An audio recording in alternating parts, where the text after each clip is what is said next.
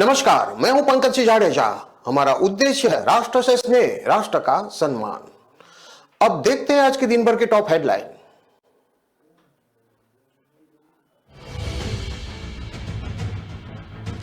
₹50,000 घूस दो, DM CM तक जाता है पैसा। मुख्यमंत्री नीतीश कुमार के सामने बोला फरियादी। दाखिल खारिज के लिए सीओ मांगते हैं घूस।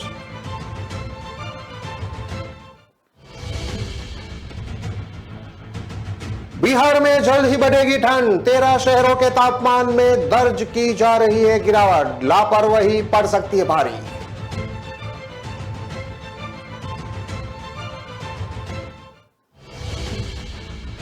अपने ही दो नेताओं से परेशान है नीतीश। आरसीपी ने कहा पटेलियन बनिए, पलटू नहीं। पीके बोले 30 साल से बिना काम के वोट ले रहे हैं।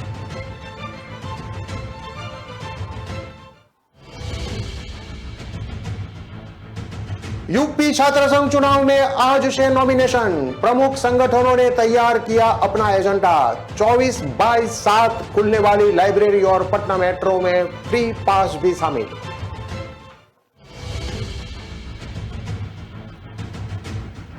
और चिराग पासवान की पार्टी का बड़ा दावा। मोकामा में कैडर वोट की वजह से कम हुआ जीत का अंतर। प्रचार में देरी भी एक वजह।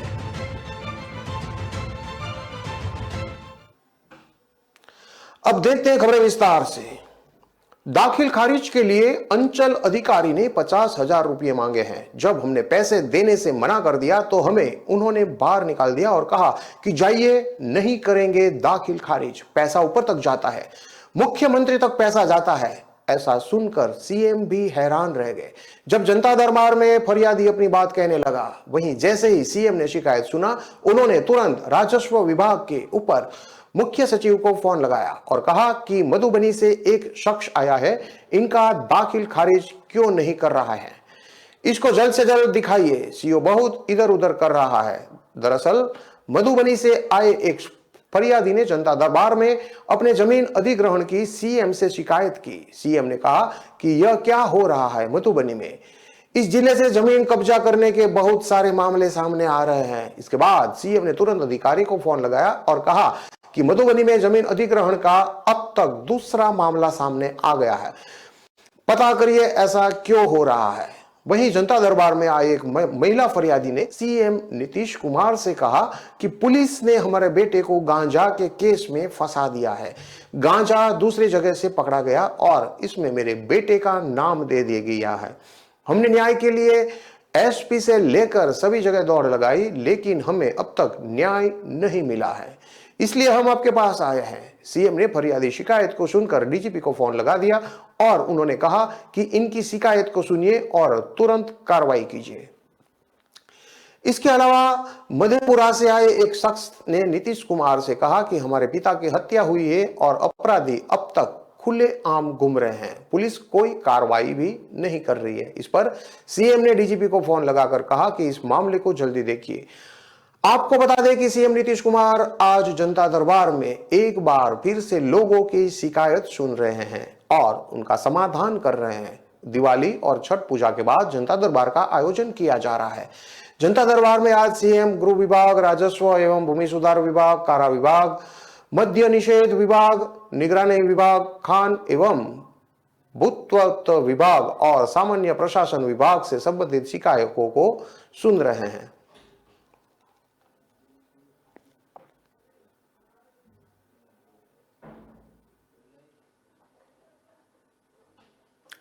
बिहार में मौसम अब कभी भी करवट लेने वाला है। मौसम विभाग की माने तो पूरे राज्य भर में उत्तर पश्चिमी हवा का प्रभाव नहीं, बल्कि अब उसकी जगह पूर्वैया बह रही है। प्रदेश में कभी 2 डिग्री सेल्सियस पारा गिरा है तो कभी 2 डिग्री सेल्सियस पारा बढ़ता जा रहा है। वहीं ग्रामीण इलाकों में धुंध और कोहरे की स्थिति लगातार बढ़ रही है। शहरों में भी सुबह और रात में कोहरा दिख रहा है। हालांकि मौसम बिल्कुल साफ है। वहीं मौसम विभाग के अनुसार 5 दिनों में मौसम में बदलाव देखने को मिलेगा। आपको बता दें कि प्रदेश के 13 शहरों में तापमान में गिरावट दर्ज की जा रही है, जिसमें सिवान, वाल्मीकि नगर, रोहतास, औरंगाबाद, पटना, गया, वैशाली, बेगूसराय, जमुई, खगड़िया, भागलपुर, पूर्णिया और सबौर शामिल है। मौसम विभाग के अनुसार रविवार को गया सबसे ठंडा रहा, जहां का न्यूनतम तापमान 15.2 डिग्री सेल्सियस और अधिकतम तापमान 31 डिग्री सेल्सियस दर्ज किया गया। मुजफ्फरपुर में यह 20.6 डिग्री सेल्सियस है, जबकि बेगूसराय में 17 और नवादा में 17.2 डिग्री सेल्सियस तापमान दर्ज किया गया है। इस दौरान पटना में सामान्य से 1 डिग्री ज्यादा तापमान दर्ज किया गया है। हवा का रुख बदलने से पटना सहित पूरे राज्य भर में ठंड का असर होने लगा है। उत्तर पश्चिमी हवा की जगह अब राज्य के कई इलाकों में पश्चिमी हवा के बदले पूर्वइया हवा बह रही है, जिसके बाद से मौसम में बदलाव देखने को मिल रहा है। पश्चिमी हवा की वजह प्रदेश में लगातार शुष्क वातावरण देखने को मिल रहा था, वहीं अब पूर्वा हवा चलने से स्थिति बदल गई है। इस वजह से बिहार के सभी जिलों में दिन का पारा 28 से 32 डिग्री सेल्सियस और रात का पारा 14 से 19 डिग्री सेल्सियस के बीच दर्ज किया जा रहा है। आपको बता दें कि मौसम में बदलाव होने के कारण सर्दी, खांसी और बुखार होने की समस्या उत्पन्न हो जाती है। ऐसे में मौसम के इस बदलते दौर में लोगों को अपनी तबीयत का भी ख्याल रखना बेहद ही जरूरी हो जाता है। डॉक्टरों के मुताबिक इस बदलते मौसम में रहन सहन और खान पान में बदलाव की सलाह दी जाती है। उनका कहना है कि मौसम के इस बदलते दौर में इम्यूनिटी सिस्टम कमजोर हो जाता है, जिसके कारण से सर्दी, खांसी और जुकाम होना आम बात है। ऐसे में लोगों को अपने रहन सहन, खान पान पर ध्यान देना चाहिए। बिहार के दो नेता मुख्यमंत्री नीतीश कुमार के लिए सिरदर्द बने हुए हैं। यह दोनों नेता कभी नीतीश कुमार के काफी करीबी हुआ करते थे, अब उनके बड़े आलोचक और दुश्मन बन गए हैं। जी हां, पहला नाम है मुख्यमंत्री नीतीश कुमार के पार्टी के पूर्व राष्ट्रीय अध्यक्ष आरपी सिंह का, वहीं दूसरा नाम है जेडीयू के पूर्व राष्ट्रीय उपाध्यक्ष प्रशांत किशोर का। दोनों नेता अलग अलग तरीके से मुख्यमंत्री नीतीश कुमार को राजनीतिक तौर पर परेशान कर रहे हैं। प्रशांत किशोर तो पूरे बिहार में जन सुराज पद यात्रा कर रहे हैं और नीतीश कुमार के किए गए कामों की खूब जमकर आलोचना कर रहे हैं। आरपी सिंह भी पूरे बिहार के भ्रमण पर है, घूम घूमकर नीतीश कुमार के विकास को नकली बता रहे हैं। फिलहाल दोनों नेता किसी भी पार्टी में शामिल नहीं है। राज्यसभा की सदस्यता जाने और मंत्री पद छोड़ने के बाद आरपी सिंह लगातार पूरे बिहार का भ्रमण कर रहे हैं। आरपी सिंह ने अभी तक कोई पार्टी ज्वाइन नहीं की है, लेकिन बिहार के हर क्षेत्र में जाकर नीतीश कुमार के किए गए कामों की आलोचना कर रहे हैं। यहां तक कि नीतीश कुमार के राजनीतिक व्यवहार की भी आलोचना कर रहे हैं। सुल्तानगंज विधानसभा के रशीदपुर में सरदार पटेल की जयंती पर आयोजित कार्यक्रम में लोगों से कहा कि हम लोगों को संकल्प लेना है, पटेलियन होना है, पलटू नहीं होना है। आरसीपी ने लोगों को संकल्प दिलाया कि आप लोग संकल्प लीजिए कि आप लोग पटेल के अनुयायी बनेंगे, पलटू नहीं बनेंगे। पूर्व केंद्रीय मंत्री ने अपने भविष्य को लेकर भी एजेंडा तय किया, बताया कि आने जाने वाले समय में वह राजनीतिक कार्यक्रम भी करेंगे, लेकिन उन्होंने यह नहीं बताया कि वह किस पार्टी में शामिल होंगे। पटना यूनिवर्सिटी छात्र संघ चुनाव को लेकर सभी पार्टियों ने तैयारी शुरू कर दी है। 2 सालों से चुनाव नहीं होने की वजह से विश्वविद्यालय के कई सारे मुद्दों पर काम नहीं हो पाया था, इसलिए इस बार चुनाव में सभी पार्टियों ने अपना अपना अलग एजेंडा बनाया है। इन एजेंडों में कई सारे समस्याएं शामिल है। सभी पार्टियों ने कॉलेजेस में जाकर कैंपेन भी करना शुरू कर दिया है। वहीं महिला कैंडिडेट्स भी इस चुनाव को अलग नजरिए से देख रही है। उनका मानना है कि इस चुनाव के जरिए वह यूनिवर्सिटी के छात्राओं को कई सारी सुविधाएं दे सकती है। पार्टियों के एजेंडा जैसे कि आयशा राज्य सह सचिव कुमार दिव्यम ने बताया कि हम लोगों ने जो एजेंडा बनाया है उसमें सर्वप्रथम पटना विश्वविद्यालय को केंद्रीय विश्वविद्यालय का दर्जा दिलाने का है। सेंट्रल लाइब्रेरी 24 घंटे और 7 दिन खुली रहे ताकि बच्चे कभी भी लाइब्रेरी में पढ़ सकें और कर्मचारियों की बहाली, जेंडर सेल की स्थापना, छात्र हर विभाग में सेट की व्यवस्था, हॉस्टलों में मैस की व्यवस्था, विद्यालय में रंग व्यवस्था, सभी कॉलेजों में पेंटिंग की व्यवस्था, बी.एड में फीस वापस, शिक्षा वापस हो। छात्र संघ जनता उपाध्यक्ष प्रशांत राज ने बताया कि हमारे ये एजेंडा सबसे पहले पटना विश्वविद्यालय के छात्रावास में चल रही के लिए उठाना है। विश्वविद्यालय को केंद्रीय विश्वविद्यालय बनाने को लेकर मुहिम चलाना, महिला सहायता केंद्र की स्थापना करना, हर विभाग स्तर पर प्लेसमेंट की सुविधा उपलब्ध कराना, गवर्नमेंट रूम की व्यवस्था हर विभाग करवाना और स्टूडेंट क्रेडिट कार्ड योजना और महिला योजना के जागरूकता और उस पर कार्य करने हेतु हेल्प डेस्क की सुविधा हम प्राथमिकता रहेगी। पीवीपी के प्रदेश मंत्री कुमार ने कहा कि हमारी विश्वविद्यालय में लोकतंत्र जिंदा, साथ ही छात्रों के मूलभूत समस्याओं, शिक्षकों, कर्मचारियों, घोर कमी, स्मार्ट क्लास से विश्व छात्रों के लिए बस की सुविधा, वही मुक्त कैंपस, जरूर के हॉस्टल का मरम्मत और हॉस्टल की संख्या बढ़ाने जैसे लेकर मैदान में आएंगे। वहीं जाप के प्रदेश अध्यक्ष रोशन कुमार ने कहा कि हमारा एजेंडा पटना विश्वविद्यालय के छात्रों के लिए पटना में मेट्रो में फ्री पास की व्यवस्था, वर्ल्ड क्लास का सेमिनार हॉल बनवाना, मगध महिला कॉलेज गेट के पास ओवरब्रिज की व्यवस्था कराने की कोशिश, छात्रों के लिए 100% छात्रावास की व्यवस्था, ऑनलाइन ट्यूटोरियल क्लास की व्यवस्था, सभी कॉलेजों के सभी डिपार्टमेंट में छोटे लेवल पर डिजिटल लाइब्रेरी और विश्वविद्यालय के सभी बॉयज हॉस्टल में सुरक्षा हेतु पुलिस चौकी बनवाना रहेगा। ऐसे ही AIDSO के राज्य उपाध्यक्ष निकोलाय शर्मा ने बताया कि हमारी एजेंडा शिक्षक और शिक्षकेतर कर्मचारियों के सभी रिक्त पदों पर स्थायी नियुक्ति कराने का है। विश्वविद्यालय के वर्षों में मूलभूत उपलब्ध कराने, प्रयोगशाला, पुस्तकालय सहित सभी मूलभूत सुविधाओं को दुरुस्त कराने, छात्र छात्राओं की सुरक्षा और कैंपस में लोकतांत्रिक माहौल कायम कराना ही हमारी प्राथमिकता रहेगी। इसके साथ ही बिहार सरकार का कानून जिसमें छात्राओं और SC/ST वर्ग के छात्रों को निःशुल्क शिक्षा, उसे विश्वविद्यालय और सभी कॉलेजों में लागू कराने और नई राष्ट्रीय शिक्षा नीति 2020 को वापस कराना हमारी प्राथमिकता होगी। पटना विश्वविद्यालय छात्र संघ चुनाव का सोमवार यानी कि आज से नॉमिनेशन प्रारंभ हो गया है। नॉमिनेशन को लेकर सारी तैयारियां कर ली गई है। बीवी के व्हीलर सीनेट हॉल में इसके लिए 16 विशेष काउंटर बनाए गए हैं। हर पद के लिए अलग अलग काउंटर होगा, जहां पर जाकर छात्र उम्मीदवार अपने संबंधित काउंटर पर नॉमिनेशन कर सकेंगे। हर काउंटर पर 2 शिक्षक और सभी काउंटर मिलाकर कुछ कर्मियों को भी लगाया। नॉमिनेशन को लेकर सुरक्षा व्यवस्था के लिए जिला प्रशासन से मांग की गई है। नॉमिनेशन करने के लिए सिर्फ उम्मीदवार ही हॉल में जाएंगे, समर्थकों को प्रवेश किसी हालत में नहीं मिलेगा। आचार संहिता का उल्लंघन करने पर विवि प्रशासन और पुलिस प्रशासन के द्वारा नियमानुसार कार्रवाई की जाएगी। पटना यूनिवर्सिटी में नॉमिनेशन के लिए जिस कोर्स में पढ़ रहे हैं उसे जुड़े डॉक्यूमेंट, नॉमिनेशन के दिन, उम्र से संबंधित डॉक्यूमेंट, एकेडमिक एरियल से जुड़े क्लियरेंस का डॉक्यूमेंट, अगर कोई अनुशासनात्मक कार्रवाई हुई हो तो उससे जुड़े डॉक्यूमेंट छात्र छात्राओं को साथ में जोड़ना पड़ेगा। एक बार फिर वोटर लिस्ट में कुछ संशोधन किया गया है। पहले विश्वविद्यालय के वोटर लिस्ट में 24,020 छात्र छात्राओं के नाम थे। अब इसमें एक सप्लीमेंट वोटर लिस्ट डाला गया है जिसमें BSc थर्ड ईयर 2020-23 के छात्राओं का नाम अपलोड किया गया है, जब वोटरों की कुल संख्या 24,339 हो गई है।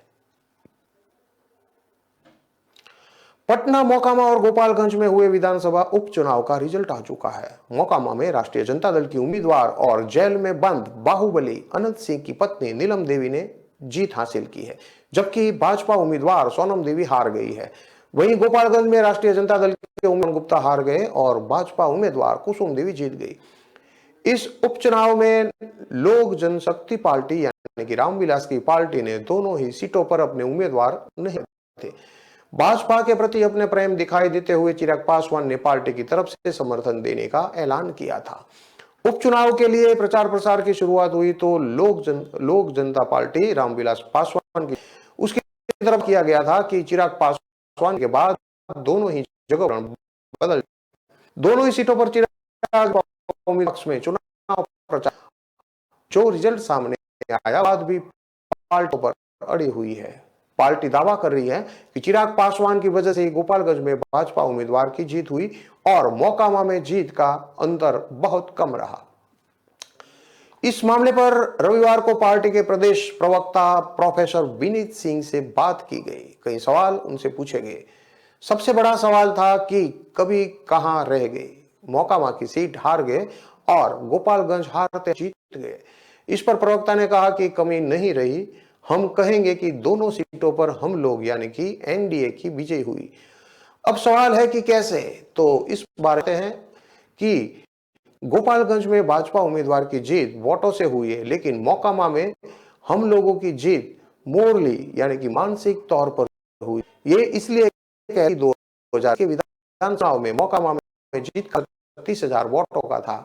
आज चुनाव के रिजल्ट में वो अंतर 16,000 आ गया। यहाँ पर चिराग पर फैक्टर काम, हाँ, यहाँ पर यह कि अगर चिराग मोकामा में 2-3 दिन पहले शायद का कुछ और होता, बार की जीत हुई। ने आगे बताया कि गोपालगंज में एनडीए उम्मीदवार की जीत हुई है, लेकिन वोटों के बीच का अंतर बहुत कम रह गया है। मुझे लगता है कि 15 साल से सुभाष सिंह वहां पर थे, वहां पर एंटी इनकम्बेंसी फैक्टर काम किया है। इसके बाद एक विशेष जाति के लोग गोलबंद होकर वहां वोट देने गए थे।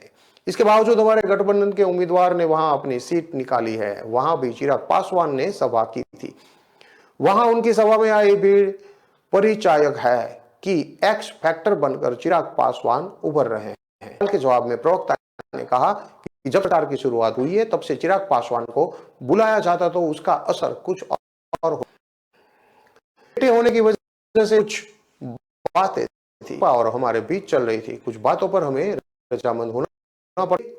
दोनों रजामंदी थी।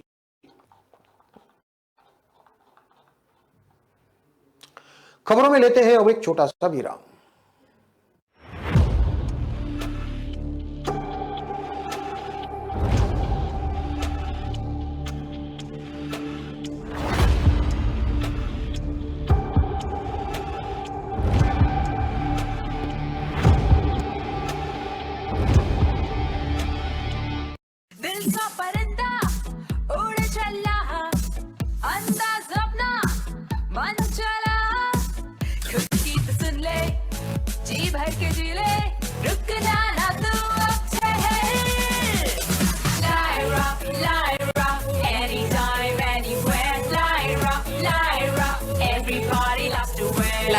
Anytime, anywhere.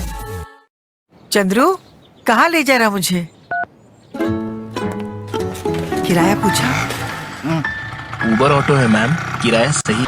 जो चाहे वो करके दिखा दे। किराए पर नोक झोंक छोड़ो, उबर ऑटो से बस सोचो और चल पड़ो। उबर बस और चल पड़ो। चंद्रू,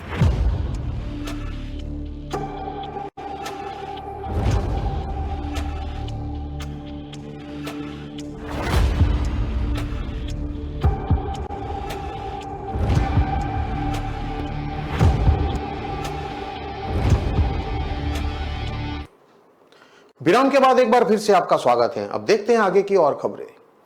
पटना में कला संस्कृति और युवा विभाग एवं राजकमल प्रकाशन की ओर से किताब उत्सव कार्यक्रम का आगाज भारतीय नृत्य कला मंदिर के बृहदेशीय परिसर में हुआ। यह कार्यक्रम 13 नवंबर तक चलेगा, जिसमें की बड़ी संख्या में भीड़ देखी जा रही है। युवा वर्ग में भी आजकल किताब के प्रति रुचि बढ़ गई है।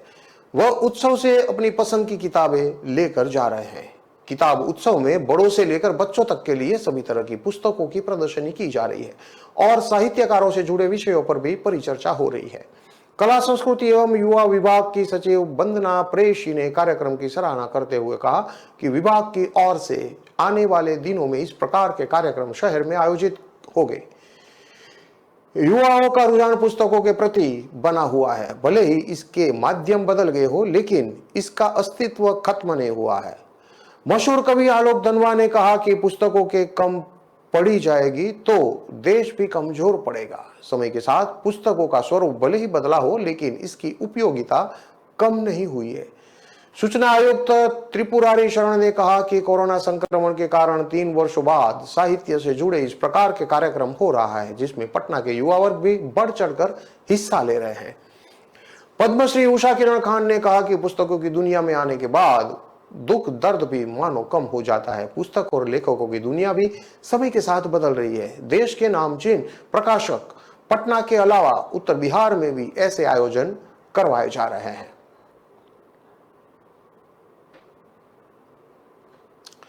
सर्वोच्च न्यायालय ने सामान्य वर्ग के लोगों को दाखिलों और सरकारी नौकरियों में 10% आरक्षण प्रावधान करने वाले 103वें संविधान संशोधन की वैधता को बरकरार रखा है।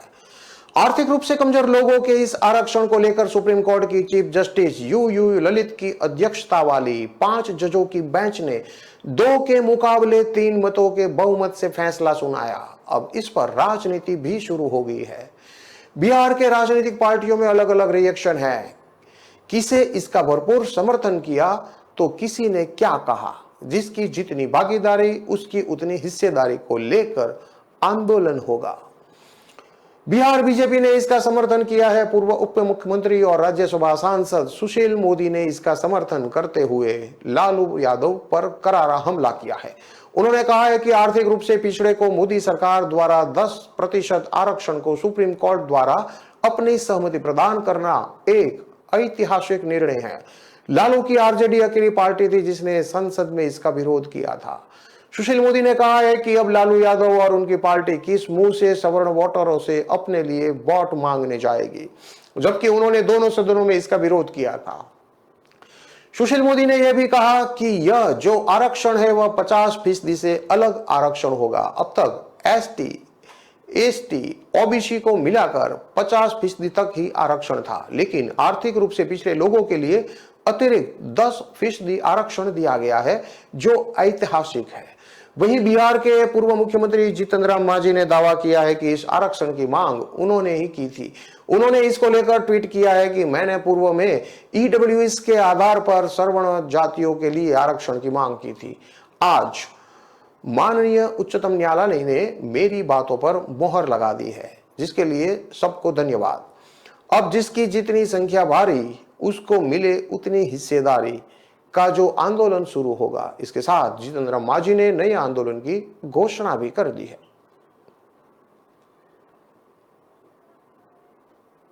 जयपुर में रविवार दोपहर एक महिला से मोबाइल स्नैचिंग की वारदात हुई। महिला ने बहादुरी दिखाते हुए मोबाइल छीनकर भाग रहे लुटेरे को पकड़ लिया। भागने की कोशिश कर रहे लुटारे के साथ रोड पर गुत्थम गुत्था हो गई।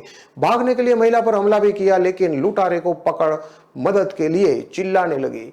मदद के लिए आए लोगों ने लुटेरे को पकड़कर पिटाई कर दी। इसके बाद लोगों ने सिप्रापत थाना पुलिस के हवाले। पुलिस ने शांति भंग के आरोप में उसे गिरफ्तार किया है। सिप्रापत इलाके में अरावली मार्ग स्थित जलपथ पर मोबाइल स्नैचिंग की वारदात हुई थी।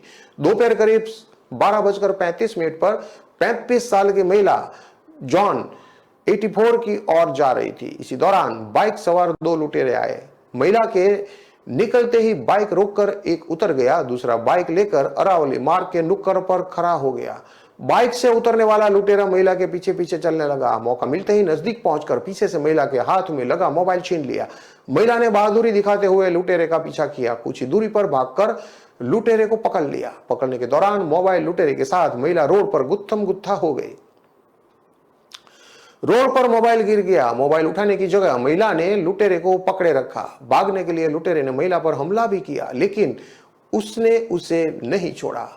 मदद के लिए जोर जोर से चिल्लाने लगी। महिला के शोर मचाने की आवाज सुनकर दौड़कर आए लोगों ने उसे पकड़ लिया। मोबाइल स्नैचर का पता चलने पर लोगों ने जमकर उसकी पिटाई भी कर दी। लुटेरे को पकड़कर देखकर साथी बाइक सवार वहां से 9-2-11 हो गया। शांति भंग में किया arrest duty officer Gopal Chand Meena ने बताया कि पुलिस कंट्रोल रूम की सूचना पर मौके पर गए थे। लोगों ने एक युवक को पकड़ा था, जिसे थाने लाया गया। पुलिस ने आरोपी भरतपुर बयाना निवासी सोहन सिंह, जो कि 25 साल का है, उसको शांति भंग में गिरफ्तार किया है। सामने आया कि वह अपने साथी सीबीआई फाटक निवासी अब्दुल के साथ था। पीड़ित महिला ने मामला दर्ज नहीं कराया है। पीड़ित महिला की भी तलाश की जा रही है। बर्थडे बनाकर लौट रहे युवकों की कार डिवाइडर से टकरा गई। हादसे में 2 सगे भाइयों समेत 4 दोस्तों की मौत हो गई। एक्सीडेंट इतना जबरदस्त था कि कार को काटकर फंसे हुए युवकों को बाहर निकालना पड़ा। हादसा श्री गंगानगर जिले के अनूपगढ़ में रविवार देर रात 1:30 बजे हुआ। हादसे का सीसीटीवी भी सामने आया है। अनूपगढ़ डिप्टी जयदेव सियोग ने बताया कि हादसा अनूपगढ़ रायसिंह नगर सड़क मार्ग पर गांव 87 जीबी के पास हुआ।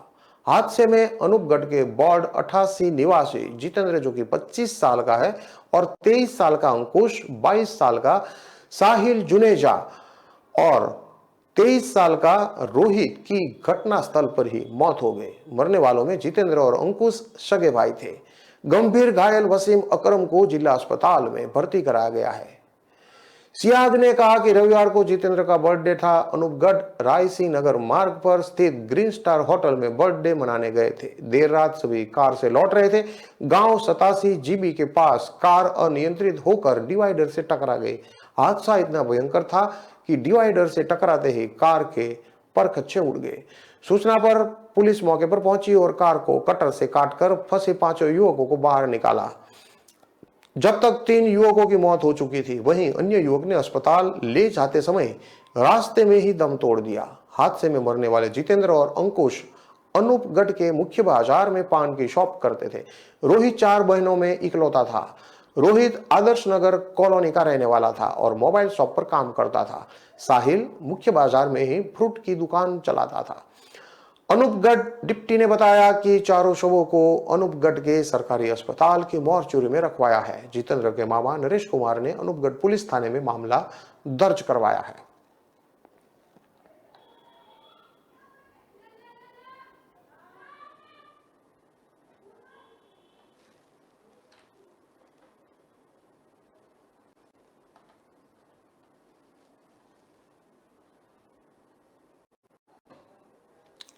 इन सारी खबरों को विस्तार से पढ़ने के लिए आप हमारे वेबसाइट का प्रयोग कर सकते हैं। हमारा वेब का पता है www.kalamkartavya.com। हमारी कलम ही हमारा कर्तव्य है के उद्देश्य के साथ खबरों को आप राष्ट्र प्रथम के साथ देखते रहिए। नमस्कार।